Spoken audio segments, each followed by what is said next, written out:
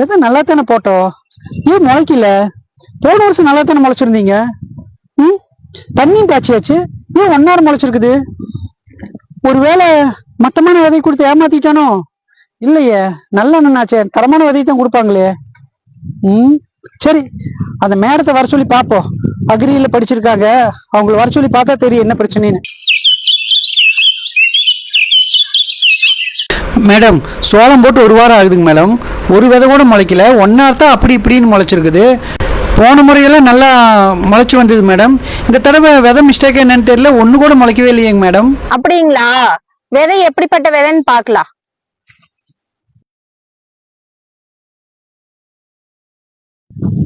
விதையினுடைய தன்மையெல்லாம் நல்லாதான் இருக்கு. மண்ணோட தன்மை எப்படி இருக்குதுன்னு லேப்ல போய் டெஸ்ட் பண்ணி பார்ப்போம். நாளைக்கு லேபுக்கு வந்துருங்க. எனக்கு இந்த மண்ணை ஒரு கவர்ல போட்டு கொடுங்க. சரிங்க மேடம், நான் மண் உங்களுக்கு எடுத்து கொடுத்துட்றேங்க மேடம். நாளைக்கு காலையில லேபுக்கு வந்துடுறேங்க.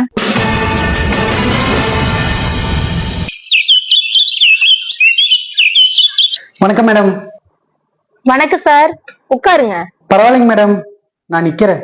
என்ன சார் நீங்க ஊரை கொள்ளையடிச்சு ஒலையில ஓட்டோம்னெல்லாம் கால் மேல கால் போட்டு மக்கள் முன்னாடி உட்கார்றான். நீங்க எல்லாம் உலகத்துக்கே சோறு ஓடுற விவசாயி கூட்டம்.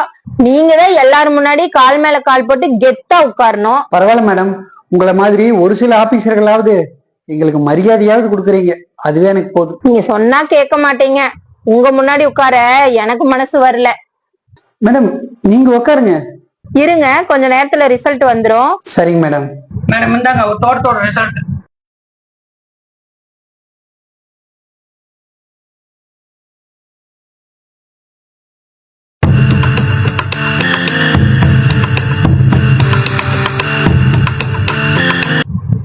சாரி மிஸ்டர் சக்தி, உங்க மனச நீங்க திடப்படுத்திக்கீங்க. இனிமே உங்க தோட்டம் எதுக்குமே பயன்படாது. என்ன மேடம் சொல்றீங்க? உங்க தோட்டத்து மண்ணெல்லாம் இறந்துடுச்சு.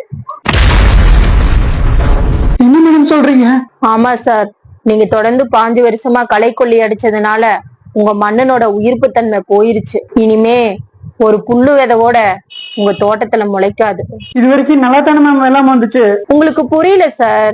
ஒரு தடவை மண்ணு மேல நீங்க களை கொல்லி அடிச்சீங்கன்னா அந்த மண்ணனோட உயிர்ப்பு தன்மை போயிரும். மறுபடியும் நீங்க உழவோட்டும் போது அந்த மண்ணு கீழே போயிரும், மேல நல்ல மண்ணு வந்துரும். இப்படியே நீங்க ஒவ்வொரு வருஷமும் களை கொல்லி அடிச்சதுனால உங்க தோட்டத்துல இருக்கிற எல்லா மண்ணுமே உயிர்ப்பு தன்மை போயிடுச்சு.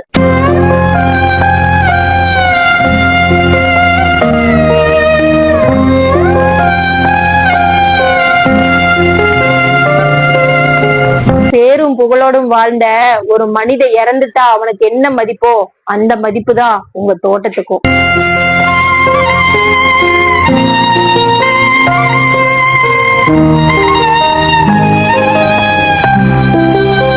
இனிமே நீங்க அழுது பிரயோஜனம் இல்லை சார், எல்லாம் கைமீறி போயிருச்சு.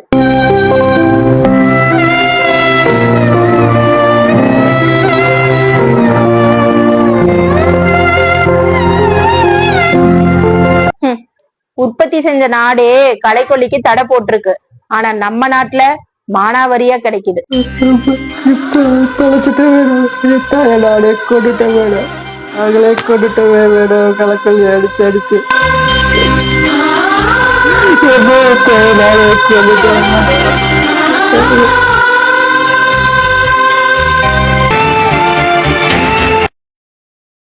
எனக்கு சோறு போட்ட தாயை நானே கொன்னுட்டேனா,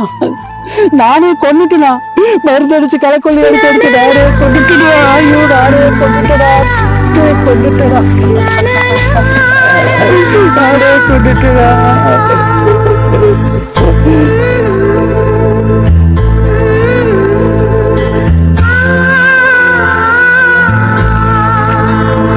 என் தாய் நானே கொண்டுட்டனா, என் தாய் நானே கொண்டுட்டனா, என் தாய் நானே கொண்டுட்டனா.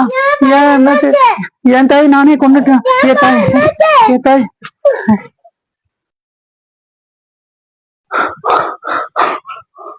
கனவா?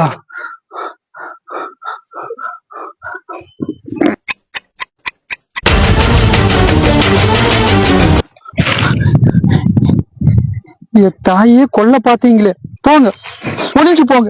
இனிமே ஒளிஞ்சு போங்க எல்லாரும்.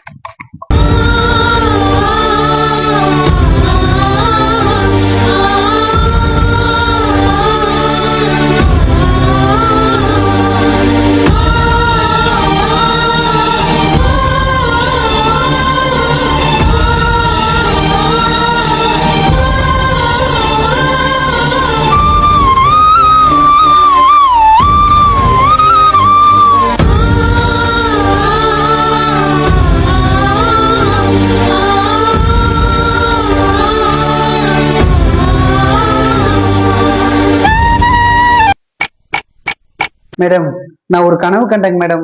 சொல்லுங்க சார்.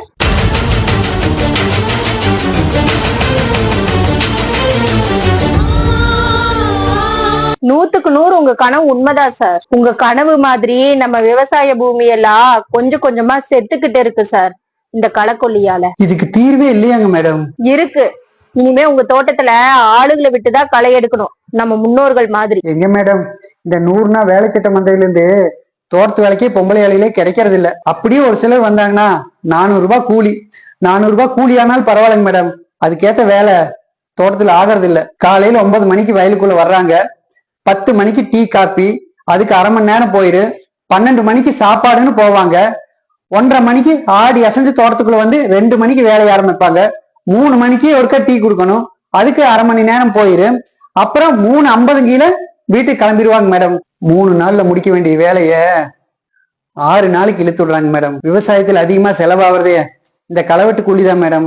அந்த கூலிக்கு பயந்துக்கிட்டா இப்படி களக்கொல்லி வாங்கி நாங்க தோட்டத்துல எல்லாம் அடிச்சுட்டு இருக்கிறோம் மேடம். களக்கொல்லி அடிக்காம இந்த மண்ணினோட உயிர்த்தன்மையை காப்பாத்த ஏதாவது மாற்று வழி இருக்குதா மேடம்? எதுக்குமே தீர்வு இருக்குங்க. இதுக்கும் ஒரு அருமையான மாற்று வழி இருக்கு. என்னங்க மேடம்? விவசாயிகள்லாம் ஒண்ணு சேர்ந்து தமிழக அரசுகிட்டையும் வேளாண் துறை அமைச்சர்கிட்டையும் நான் சொல்ற மாதிரி ஒரு கோரிக்கை வைங்க. என்னன்னு கோரிக்கை வைக்கணுங்க மேடம் அரசு கிட்ட? 100 நாள் வேலை திட்டத்துல இருக்கிற பெண்களை விவசாய வேலைக்கு அனுமதிக்கணும்னு கோரிக்கை வைங்க. அரசு அந்த திட்டத்துல ஒரு நபருக்கு 330 ரூபாய் கொடுக்குது. ஆனா அந்த பெண்களை விவசாய வேலைகளுக்கு பயன்படுத்தினா அரசு ஒரு 250, தோட்டத்து விவசாயம் ஒரு 250 சேர்த்து 500 ரூபாயா அந்த பெண்களுக்கு கொடுக்கலாம். இப்படி பண்ணுனா அரசுக்கு நிறைய பணம் மிச்சமாகும், விவசாயிக்கு கூலி 250ஓட முடிஞ்சிடும். 330 ரூபாய்க்கு வேலை செய்யற அந்த பெண்களுக்கும் 500 ரூபாயா கிடைக்கும். உண்மைதான் மேடம். இந்த திட்டம் மட்டும் நடைமுறைக்கு வந்துச்சுன்னா ரவுண்ட் அப் நாள் சேர்த்துட்டு இருக்கிற எங்க பூமி தாய காப்பாத்திடலாம் மேடம்.